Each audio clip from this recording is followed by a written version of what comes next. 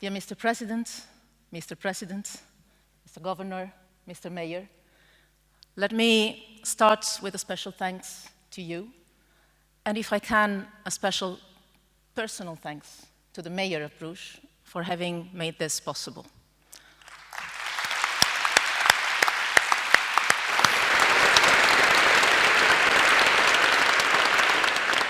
Chers étudiants, c'est avec un sentiment d'émotion profonde que je m'adresse à vous ce soir pour la cérémonie d'ouverture de l'année académique de la promotion Mário Soares.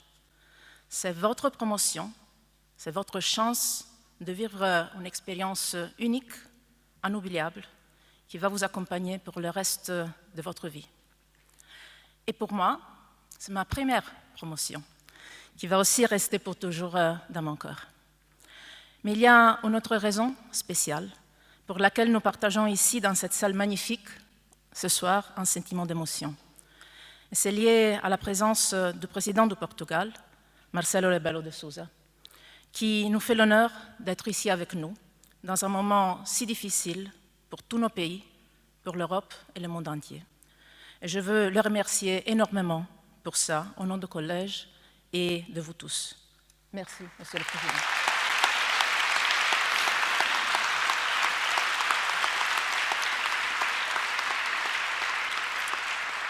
Before I give the floor to the President for his keynote speech, let me introduce our patron de promotion, Mário Soares. That needs no introduction, but still I will explain this is my role tonight.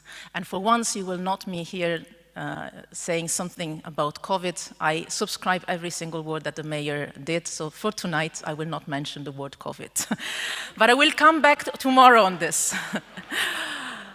The man, Mário Soares, the politician, the fighter, the winner. The hero of Portuguese democracy and freedom that has spent all his energy and talent from his very early years in university to put an end to dictatorship, but also to prevent the radicalization of the revolution, and then to bring his country into the European integration process. Ready to pay the price of unconventional revolutionary choices with prison, deportation, exile. Ready to restart the fight every time, even when the difficulties appeared immense. Always guided by his values that for him, historian, lawyer, were the constant and creative update of the fundamental principles of humanism. Freedom, equality, justice, pluralism, human rights, peace and international cooperation. He has been founder and Secretary General of the Portuguese Socialist Party, Vice President of the Social International, with strong political and personal ties with leaders like François Mitterrand, Olof Palme, Willy Brandt, just to mention a few, a great generation. He has been Minister of Foreign Affairs, Prime Minister, President. He has been the engine of the 3Ds policy of his country: democratization, decolonization, development.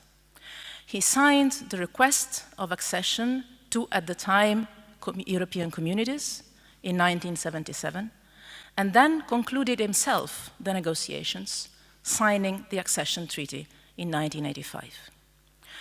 He understood that bringing Portugal into the European integration process was the best way to guarantee that democracy and freedom became irreversible achievements for his country and his people. And at the same time, he never stopped fighting for democracy and freedom also in Europe.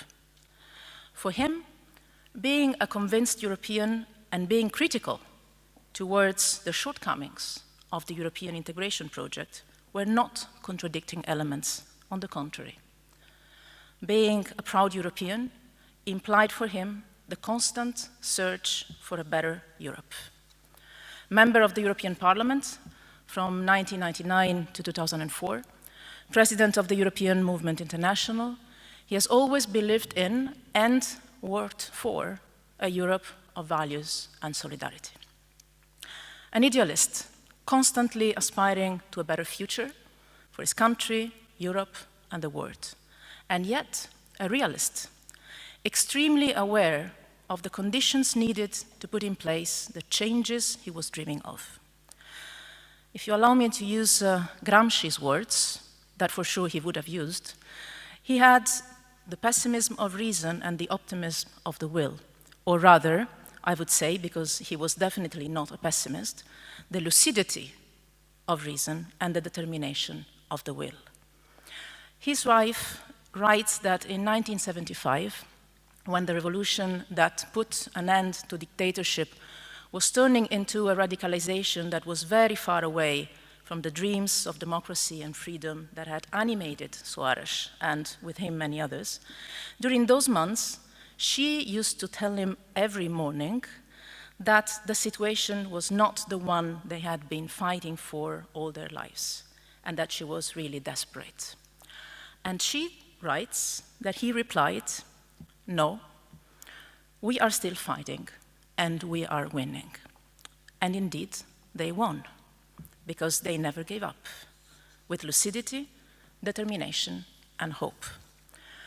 There is an anecdote that helps understanding the personality of Mário Soares more than 1,000 words. And we have tonight the privilege of listening to this very short story in the words of a great Portuguese, a great European, a citizen of the world, for me also a good friend, that knew Mário Soares well and that has accepted immediately our invitation to share with us his memories of him. It is a pleasure for me to introduce to you the message that Antonio Guterres, Secretary General of the United Nations and former Prime Minister of Portugal, has addressed to you, to the opening ceremony of the Mário Soares promotion of the College of Europe. Dear Federica Mogherini, dear students and faculty members of the collegeofeurope, it is a pleasure to say a few words to you about my countryman Mário Soares, a great public servant, political leader, and European. Mário Soares was instrumental in establishing democracy, freedom, and respect for fundamental rights in Portugal, and his legacy in my country is assured. But his vision and contribution went far beyond Portugal. Mário Soares was a proud European who believed in European values, European unity, and Europeans' role on the world stage. He saw Europe as a project of peace, prosperity, and freedom. Looking back, Portugal's integration into European institutions may seem inevitable. At the time, it was not. I was privileged to attend one particular meeting immediately after the 1974 revolution, when Mário Soares was the leader of the Portuguese Socialist Party, and he had convened several prominent economists to talk about the implications of a possible accession to the European Economic Community. The economists spoke cautiously, one after the other, talking about the serious problems and obstacles and discouraging early accession. Closing the meeting, Mário Soares told them, "No, you are wrong. Let me tell you what will happen. Portugal must join Europe, and the sooner the better." And indeed, as Prime Minister, Mário Soares steered Portugal towards entry into the European Economic Community and later signed the accession treaty. Mário Soares' beliefs were rooted in the values he pursued throughout his life: freedom and democracy. He paid the full price for those values in arrests, imprisonment, and exile when he was young. Today, we need to continue the fight for those values in Europe and around the world. Unending wars and horrific violations of human rights are forcing millions of people from their homes. Hate speech and xenophobia are on the rise. The climate crisis, growing inequalities, and the rise of digital technology create new dangers. We are now battling a global pandemic that has killed 1 million people and thrown societies and economies into turmoil. European solidarity and unity, and the Enlightenment values of rationality, tolerance, and dialogue are more important than ever. You, young Europeans, will carry the torch for Europe in the world. You have an important part to play in setting a course towards a better future. I hope you'll find inspiration in the example of Mário Soares. I know you would be honored to be remembered in this way by the collegeofeurope. Thank you, and I wish you all the very best for your studies.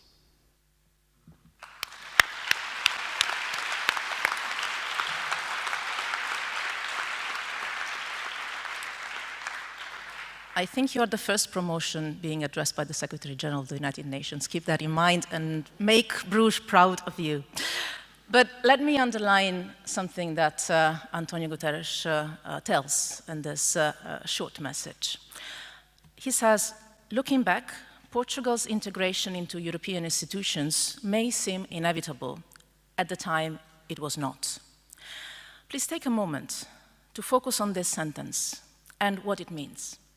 Imagine the scene, imagine the economists convened by Mário Soares at the time, the mid of the 70s, cautiously advising against early accession of Portugal to the European community, and imagine Mário Soares closing the meeting by telling them that no, Portugal would have joined, and the sooner the better. Guterres always told me that there is a difference between being in power and having the power. And I'm sure I had, now that I heard him telling this story, I'm sure that he had this in mind. If you are in a position to take decisions, use it. Don't waste it. Do what you think is right. Sometimes what you believe is the right thing to do seems impossible to achieve. Sometimes it seems unreal, weird, unlikely to happen, unpopular, against the mood of your times. Sometimes everybody around you warn that you are going to fail. You are putting all your energies into a dream, a lost case. They advise to aim at something easier, more realistic, more possible. But change doesn't happen without someone that makes it happen. And that might be you. Because even the impossible can turn real. As Nelson Mandela said, it always seems impossible until it's done. To make it happen, you need the courage and the lucidity that Mário Soares had. The capacity to do not what is easier to achieve, but what you believe is right. Democracy for your country, human rights for all, the unity of Europe, overcoming colonialism. These are only some of the fights that Mário Soares chose to win. And I have no doubt that many around him, starting from those economists, had warned him about the price to pay, a very high price, and the risk of failure. Why should you go there? Why should you risk to lose? You will hit the wall. They must have told him so, and he did indeed hit the wall for some time, hard times. But he must have thought that the real failure would have been for him giving up to what he believed was the right thing to do, his principles, his values. And he made it. He won. With him, Portugal won, and Europe won. I wish you the strength and the courage to follow what your heart and mind tell you is right. Don't ever make a step back because of fear to fail, or you will have failed already. There are fights that are worth fighting, no matter what the mood of the time is, no matter how little chances you have to make it. There are some imperative choices you have to allow yourself the luxury to make. And this is what determines who you are. Some generations live evident determining choices, and Mário Soares clearly belonged to one of those generations, called to make history. But every generation has its own chance to be on the right side of history. Yours as well. Don't ever forget it.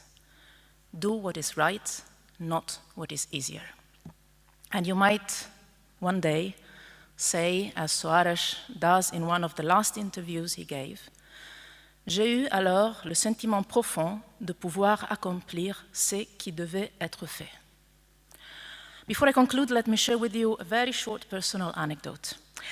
The very first choice I was called to make, as soon as I was appointed rector last spring, was not choosing the patron de promotion that was already chosen, and no better choice could have been made, but I had to choose the photo that would have accompanied this promotion. And after long talks, the college team and our Portuguese friends that are here with us in the room, and I thank them for being that, they came up with two options, both very telling of the personality of Mário Soares.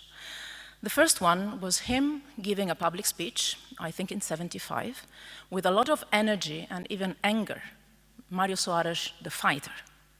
And the second one is the one you see behind me, Mário Soares, the winner, smiling, confident, a very soft image. It's Mário Soares, the man, the smiling man. His daughter Isabel said of him, I quote, "He loves people. He gives everyone his personal telephone number. He talks to everyone. He is a very curious man, and he enjoys hearing funny stories. He is also a good storyteller himself. He is an ordinary man, a simple man. He loves beauty and style. He has a strong feeling for color. He knows that he has no time for that, but sometimes he becomes sentimental about it, just for a brief moment, and then it's over." That photo, I think, captures that moment, the man, the ordinary, sentimental, smiling man. And I wanted you to be accompanied this year, this difficult year, by an image of happiness and gratitude, to remind you that even in the most difficult of times, you can smile, and that a smile is not a sign of weakness, but of strength. Only if you're strong, you can afford it and show the human being beyond the public figure. In a time when everybody seems to identify toughness with strength, that photo is there to remind you that real strength doesn't need toughness. Real strength is based on understanding, listening, and empathy. It takes much more courage to smile sometimes than to shout louder. You can be strong and soft. You can be strong and smile. May the strength and the smile of Mário Soares accompany you during these 10 exciting, challenging, extraordinary months at the College of Europe, in Bruges and in Natolin. And from here, from the moment when you enter this unique community of the College of Europe, may your life be full of happiness, empathy, and success in accomplishing what you believe is right. Thank you.